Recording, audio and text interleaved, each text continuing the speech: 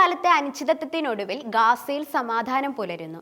യുദ്ധത്തിന് അന്ത്യം കുറിച്ച് ഗാസ വെടിനിർത്തൽ പ്രാബല്യത്തിൽ വന്നു. കൈമാറ്റം ചെയ്യുന്ന 3 ബന്ദികളുടെ പേര് വിവരങ്ങൾ ഹമാസ് കൈമാറിയതോടെയാണ് കരാർ പ്രാബല്യത്തിലെത്തിയത്.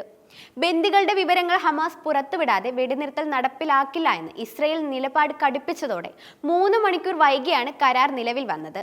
ഇതിനിടെയും ഇസ്രയേൽ ഗാസയിൽ ആക്രമണം നടത്തിയിരുന്നു. ആക്രമണത്തിൽ ഏകദേശം 19 പലസ്തീനികൾ കൊല്ലപ്പെട്ടു. 3 വനിതകളുടെ പേരുകളാണ് ഹമാസ് കൈമാറിയത്. ഖത്തർ മുഖേനയാണ് വിവരങ്ങൾ പുറത്തുവിട്ടത്. റോമി ഗോണൻ, എമിലി ദമാരി, ഡോറൻ സ്റ്റെയിൻ ബ്രച്ചർ എന്നിവരെ വിട്ടയക്കുമെന്ന് ഹമാസ് പ്രസ്താവനയിലൂടെ അറിയിക്കുകയായിരുന്നു. എന്നാൽ ബന്ദി കൈമാറ്റം നടക്കുന്ന സ്ഥലത്തെപ്പറ്റി വ്യക്തതയില്ല. 7-ാം ദിവസം 4 പേരെയും ശേഷമുള്ള 5 ആഴ്ചകളിലായി ബാക്കി 26 പേരെ മോചിപ്പിക്കും. മോചിപ്പിക്കുന്ന 33 ബന്ദികളുടെ ചിത്രങ്ങൾ ഇസ്രയേൽ അവരുടെ ഔദ്യോഗിക എക്സ് അക്കൗണ്ട് വഴി പുറത്തുവിട്ടിട്ടുണ്ട്. ആദ്യഘട്ടത്തിൽ മോചിപ്പിക്കുന്ന 737 പലസ്തീൻ തടവുകാരുടെ വിശദാംശങ്ങൾ ഇസ്രയേൽ കൈമാറി. ആദ്യ സംഘത്തിൽ 95 പേരുണ്ടാകും.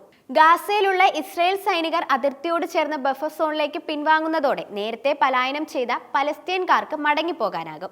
ജനവാസ മേഖലകളിൽ നിന്നുള്ള സൈന്യത്തിന്റെ പിന്മാറ്റവും ആദ്യഘട്ടത്തിലുണ്ടാവും. അതിർത്തിയിൽ തടഞ്ഞുവെക്കപ്പെട്ട ഭക്ഷണവും മരുന്നുകളുമുള്ള ട്രക്കുകൾ ഗാസയിലേക്ക് കടത്തിവിടും. ഐക്യരാഷ്ട്ര സംഘടനയുടെ 4000-ലധികം ട്രക്കുകളാണ് അതിർത്തിയിൽ അനുമതി കാത്തുകിടക്കുന്നത്. ബന്ദികളുടെ മോചനം വ്യവസ്ഥ പ്രകാരം നടക്കണമെന്നും അതിൽ വീഴ്ച വന്നാൽ സ്ഥിതി രൂക്ഷമാകുമെന്നും നിയുക്ത US പ്രസിഡന്റ് ഡൊണാൾഡ് ട്രംപ് മുന്നറിയിപ്പ് നൽകിയിട്ടുണ്ട്.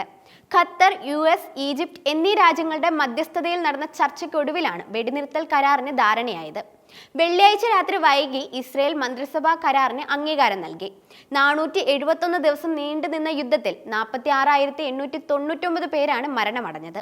ലെബനൻ മരണം 4068-ഉം ഇസ്രയേൽ മരണം 1589-ഉം അതിൽ പരിക്കേറ്റവർ 7894-ഉമായിരുന്നു. എന്നാൽ ഗാസയിലെ വെടിനിർത്തൽ കരാർ അംഗീകരിച്ചതിൽ പ്രതിഷേധിച്ച് ബെഞ്ചമിൻ നെതന്യാഹു സർക്കാരിന്റെ രാജിയാണ് ഇപ്പോൾ പുറത്തുവരുന്നത്. തീവ്ര വലതുപക്ഷ നേതാവായ ദേശീയ സുരക്ഷാ മന്ത്രി ഇറ്റാമർ ബെൽഗ്വിറും പാർട്ടിയിലെ മറ്റ് മന്ത്രിമാരും രാജി സമർപ്പിച്ചു. സർക്കാരിൽ നിന്നുള്ള ബെൽഗ്വിറിന്റെ ജൂയിഷ് പവർ പാർട്ടിയുടെ പിന്മാറ്റം സഖ്യത്തെ അസ്ഥിരപ്പെടുത്തിയേക്കും. വെടിനിർത്തൽ കരാറിലൂടെ ഇസ്രയേൽ ഹമാസിന് കീഴടങ്ങിയതായി പാർട്ടി ആരോപിച്ചു.